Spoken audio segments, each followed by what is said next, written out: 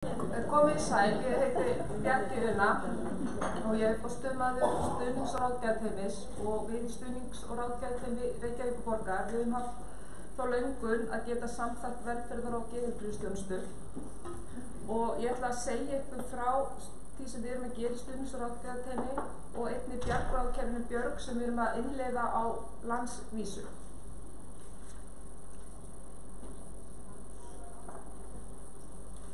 Við í stuðnings- og ráðgjafarteymi við kjósum að kalla okkur svona í daglegu tali strá. Við hófum starfsemin okkar árið 2016 og vorum þá tilraunaverkefni til 2 ára. Það er markmið með allra okkar vinnu er að auka lífsgæði og öryggi fatlaðs fólks og þá sérstaklega þeirra einstaklinga sem hafa mikla stuðningsþarfir sem þykir erfið. En ástæðan fyrir því upphaflega að við fórum á stað eða vorum sett á laggirnar var að þegar málaflokkurinn kom frá ríki til sveitarfélaga 2011 þá voru að koma upp mjög alvarleg atvik inn á heimilum fatlaðs fólks sem að gerði íbúa, aðstandendur og starfsfólk óöruggt og það var verið að óska eftir aðstoð í þeirri málum. Og til að bregðast við þessari þörf að þá setti velferðarsvið á stað starfshóp til að undirbúa þetta þverfaglega teymi. Og velferðarsvið á sama tíma þá vantaði líka bara samstarf við geðsvið Landspítalans fyrir hóp einstaklinga sem voru í þjónustu á vegum velferðarsviðs Reykjavíkurborgar. Og borgin hún átti gott samstarf við geðsvið í sameiginlegu verkefni sem heitir Geðheilbrigðisteymi og er samstarfsverkefni Reykjavíkurborgar og geðsviðs. Og þar hafði náðst ofboðslega góður árangur og myndast svona brú á milli þessara tveggja kerfa. Og þannig brú vildum við upphaflega byggja fyrir fólk með þroskahömlun og skiptaraskanir.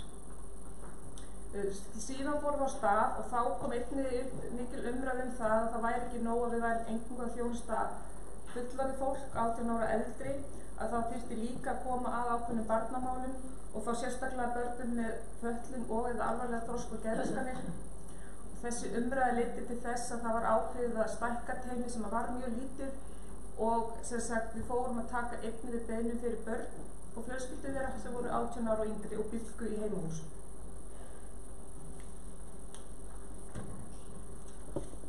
Það aðeins að segja ykkur hérna líka frá könnuninni sem að Dagur kom líka inn á hérna rétt áðan. Þegar við fórum á stað og fórum að reyna að eiga samstarf og samtal við geðsvið að þá kom strax upp að það var ekki við þekking þar fyrir þessum hóp, hann ætti ekki heima innan geðsviðs að þetta væri fólk sem væri fyrst og fremst þroskahamlað eða með skyldaraskanir og ætti því lítið erindi innan geðsviðs og þessi þekking er ekki tilefni. Þannig að við hugsaum hvað við getum gert til þess að fá samstarf og raunir bara áheyrn að við þyrstum eiga samtal og samvinnu. Þannig að við ákváðum að setja á stað könnun sem við gerðum með deild gæða og rannsókna á velferðarsviði og sjálfsögðu náttúrulega var hún sótt heimil til hennar varðandi vísindasiðanefnd og til persónuverndar. Og þessi markmið þessar könnunar var að greina þörf fyrir geðheilbrigðisþjónustu fyrir fólk sem er 18 ára eldri og er með þroskahömlun og skyldaraskanir og býr í sértæku stuðningsúrræðum í Reykjavík. Og þá er ég bæði að tala þeirra sem búa og fá stuðning hjá velferðarsviði Reykjavíkurborgar og á styrktarfélags. Þetta voru 223 einstaklingar sem svöruðu og þetta var náttúrulega bara eins og Dagur kom inn áðan mjög góð svörun, þetta var 97% svörun. Og það sem leiddi í rauninni í ljós var að 25% einstaklinga sem af þessum einstaklingum voru reyndar með geðraskanir og 45% þeirra hafði verið að nota geðheilbrigðisþjónustu á síðustu 12 mánuði þegar könnunin var gerð. Og 64% einstaklinga þurfti á reglulegu geðheilbrigðisþjónustu að halda. Og síðan kom einn þess sem hann fór betur inn á áðan, það var að 64% einstaklinga notuðu geðlyf. Þannig að okkar niðurstaða var svo þegar við bæði kynntum þetta fyrir geðsviði og öðrum, að það væri kannski ekki bara brú sem við þyrftum að fara að mynda á milli þessara kerfa, heldur við þyrftum kannski fyrst og fremst að byggja upp sameiginlega þekkingu, af því hún væri ekki til.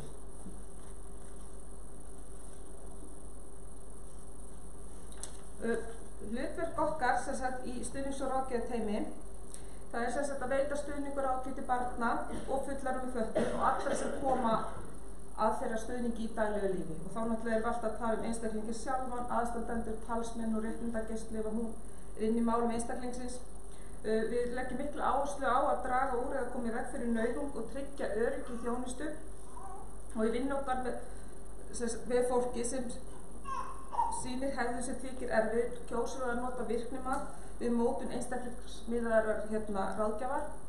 En ég vil bara ítrekka það að ráðgjöf frá okkur, hún kemur aldrei í veg fyrir að þurfa að senda inn beiðni eða tilkynningu til sérfræðiteymis til að draga úr nauðung og þvingun hjá Gæða- og eftirlitsstofnun. Og síðan komum við að meta og sinna geðheilbrigðisþjónustu fyrir einstaklinga í sértækri búsetu með alvarlega þroskahömlun, auk annars fjölþættisvanda. Við leggjum líka mat á aðstæður fólks og komum með tillögur að breytingum til að auka lífsgæði og aðbúnað. Við miðum alla okkar ráðgjöf og stuðning við að einstaklingur valdeflist og verði virkur í ákvörðunartöku eigin lífs og sköpum aukið lífsgæði. Við komum mikið af fræðslu og aðstoð við innleiðingu á nýrri hugmyndafræði og nýju verklagi. Og eitt af hlutverkum okkar er meðal annars að innleiða einstaklingsbundna þjónustuáætlun og við leggjum áherslu á að einstaklingur og líf hans sé alltaf skoða heildrænt og við séum finna og samræma markmið og verkferla, en það er bara mjög oft komið í ljósa þegar við erum komað málum að það er að vinna með fólki á margvíslega veg eftir hvort það sé heimilið þeirra eða sem sagt í vinnu eða annars staðar. Og þetta er eitt af því sem að bara einstaklingsbundin þjónusta okkur áætlun hjálpa okkur til dæmis að samræma og vinna með. Síðan sem sagt leggjum við mikið upp úr þessu þverfaglega samstarfi að allar stofnanir og staðir sem að koma að stuðningi að þjónustu við fólk komi saman og tali saman, af því það er líka eitt stór þáttur í því sem að við þurfum að virkilega vinna að og bæta okkur í. Og síðan erum við einnig að sem sagt innleiða bjargráðakerfi Björg á landsvísu sem ég ætla að segja ykkur örlítið frá hér og eftir. En teymið, sem sagt, í dag erum við í teyminu 9 manns en við erum einungis í 3,8 stöðugildi. Og það er einungis 2 starfsmenn í fullu starfi í teyminu og við erum bæði að sinna fullorðnu fólki og einnig börnum og fjölskyldu þeirra. Og sem sagt, eins og ég sagði okkur áðan, þá var settur á stað svona vinnuhópur þegar þetta teymi fór á stað sem greindi svona þessa þörf, hvaða hópar og hvernig þetta teymi þyrfti að líta út í upphafi. Og þá var það sem sagt annars vegar starfsfólk innan velferðarsviðs Reykjavíkurborgar, þetta voru hagsmunasamtök fatlaðs fólks sem kom að þessu og réttindagæslan. Þá var ofboðslega mikil áhersla lögð á að teymi þyrfti að vera skipað bæði starfsfólki úr velferðarmálum og geðheilbrigðismálum. Og sem sagt í dag að þá í teyminu sem sagt það er einn athafnisfræðingur, það er geðlæknir, sálfræðingur sem í rauninni eingöngu að sinna innleiðingarkerfi, sem sagt innleiðingu og bjargráðakerfinu Björg, tómstundafræðingur og þroskafræðingur. En það eru líka 4 starfsmenn sem að vinna í teyminu sem eru bara 10% og að vinna önnur störf innan velferðarsviðs. Við erum nefnilega dálítið svona, eigum svo margt samlegt með söguna naglasúpuna. Hún í rauninni þannig eins og þið þekkið að það var tekið að besta sem til var í skápnum.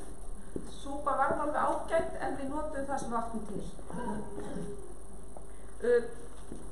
En við höfum bæði sem sagt verið að taka saman og skoða bara hvað sambærilegt teymi er að gera á Norðurlöndunum, og þá ég að tala eins og við höfum að bera okkur saman við teymi sem starfandi í Svíþjóð og svo á Noregi, og bara út frá þeim málum eða beiðnum sem við erum að fá til okkar, að þá þyrftum við að hafa sem sagt og geta verið mjög þverfaglegri í okkar vinnu. Við þyrftum að vera með athyglisfræðing, félagsráðgjafa, geðlækni, hjúkrunarfræðing, sálfræðing, talmeinafræðing, tómstundafræðing og þroskaþjálfara. Og önnur þekking sem þarf að vera til alltaf í teyminu, það væri það að geta veitt fólki áfallahjálp.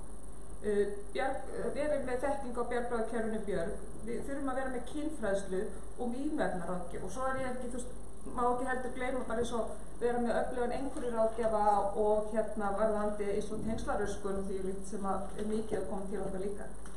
Og þetta ekki tæmandi listi, en þetta bara miðað við þær beiðnir sem við erum að fá og erum að upplifa við þurfum að geta brugðist við og veitt stuðning og ráðgjöf.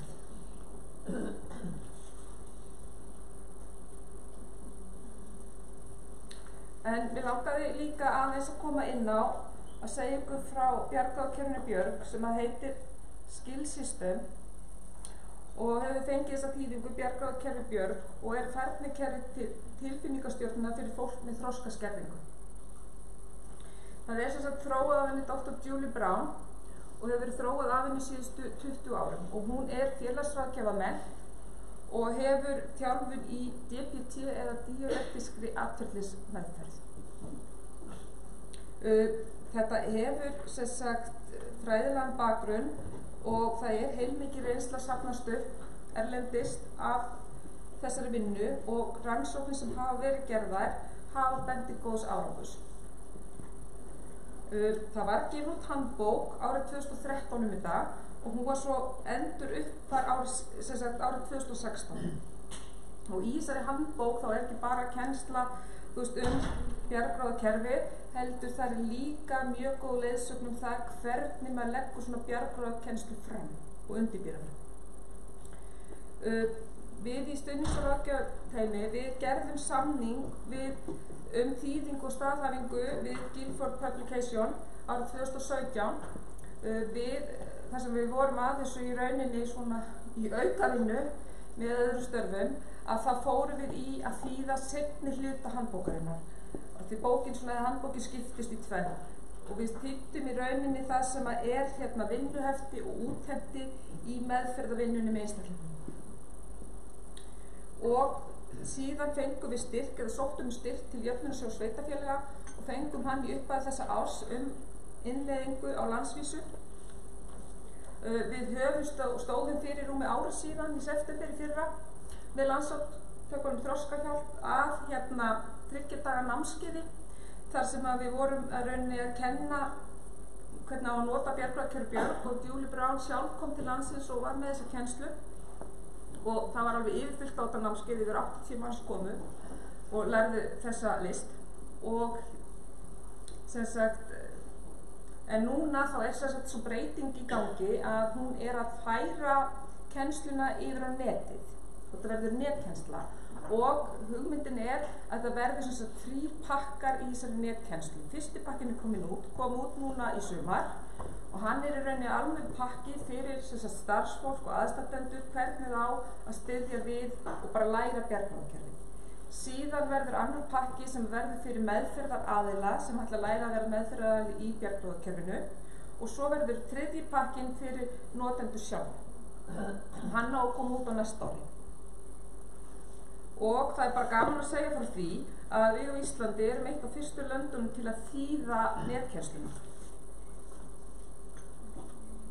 Og við langar sem sagt aðeins að segja ykkur hvers vegna bjargráðakerfið, en bjargráðakerfið í rauninni þegar Julie Brown ákvað að fara að þróa það var það vegna þess að hún var að vinna með fólki sem hafði takmarkað getu til að vinna úr og stjórna tilfinningum og takmarkað getu til að skipuleggja athafnir og tíma sem leiddi til þess að oft voru komin erfiðleika með vinnu, nám, tengsl við aðra og viðhalda heimili. Og hún hafði líka mjög mikla reynsla því að vera að vinna með fólki í réttarkerfinu og upplifði þar rauninni þessum hóp ekki bjóða sömu tækifæri í meðferðarúrræðum til að ná stjórn á eigin tilfinningum. Þannig að hún fór í það að einfalda í rauninni hugmyndafræði DBT fyrir þennan hóp. Og þeir sem þekkja vel til DBT fái það eitthvað 300 vinnuaðferðir til þess að nema að hafa stjórn á eigin tilfinningum, en bjargráðakerfi Björg eru sem sagt 9 aðferðir. Ég ætla örlítið núna bara að segja ykkur frá uppbyggingunni og svo ætla ég bara að sýna ykkur stutt að mynd úr kennslu. Vegna þess að það eiginlega ógjörlegt að segja frá bjargráðakerfinu í mjög stuttu máli. ég hefði þurft svona 3 daga. Þetta eru 9 bjargráð og hvert bjargráð er mikilvæg aðferð til að skilja sína eigin stöðu og ytri aðstæður og skipuleggja farsæl viðbrögð í samskiptum okkar í daglegu lífi. Og þegar við notum bjargráðin, þá notum við alltaf tilfinningamælinn. Margir kannski þekkja tilfinningamælinn úr kartkassonum, en tilfinningamælirinn í bjargráðakerfinu, hann er upp í 5 og maður metur tilfinningarna sínar frá 1 og upp í 5. Þetta getur ekki bara verið, þú veist, þegar maður er reiður, þetta getur verið maður er ofur glaður, þetta kvíðinn, þú veist, bara hvaða tilfinningu sem er. Og maður metur þá ástand sitt í því. Bjargráðin eru 9, en þau skiptast í 2 flokka. Þau skiptast í flokk sem maður getur alltaf notað alveg sama hvernig maður er líður og svo er það flokkurinn sem maður getur notað þegar maður er rólegur og vel stöndur. Síðan þegar maður nota bjargráðin þá nýtir maður það að maður skoðar hvað maður er á tilfinningunum og ef ég er til dæmis 2 í tilfinningu að þá þarf ég að nota 3 bjargráð. Maður notar alltaf 1 meira bjargráð heldur en tilfinningin segir. Og þá lærir maður að búa sér til svona bjargráðakeðju eða bjargráðaruppskrift. Og maður getur búið sér til fleiri en eina leið af því að eins og við þekkjum oft maður þarf stundum að eiga varaplan. Kannski stundum 1 eða 2. Þannig að þannig virkar það, en ég ætla að sýna ykkur bara smá brot úr þessu, svo vil ég bara endilega